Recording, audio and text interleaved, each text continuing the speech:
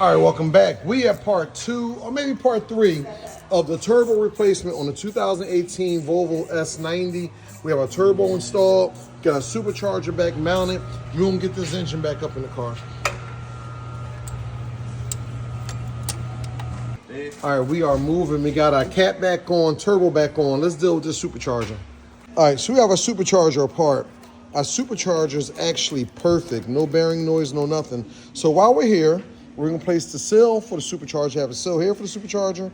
You have a seal back here for the supercharger. We're gonna do all our seals. And of course, we're replacing all of our ductwork. Again, this is why we take this out of the car, because putting these covers back on, they're extremely tight and you struggle with this in the car.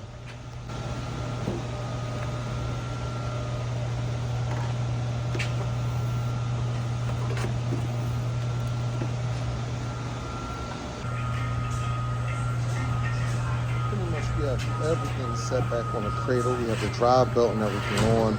At this point, it'll be kind of straightforward. We're going to lower the vehicle down onto the table with the chassis.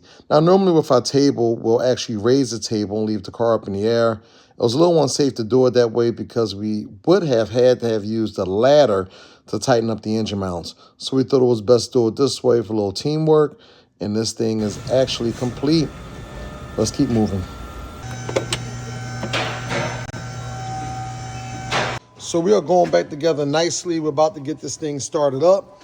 But before we do that, actually, we're going to do an engine flush. Since this thing had a little bit of sludge, we'll do an engine flush, drain and fill our oil again, then we'll take this thing out on a test drive. All right, so we got this thing back together and got it running.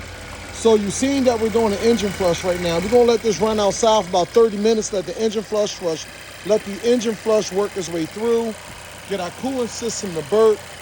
We're going to change the oil again, and then we're going to take this out for a test drive.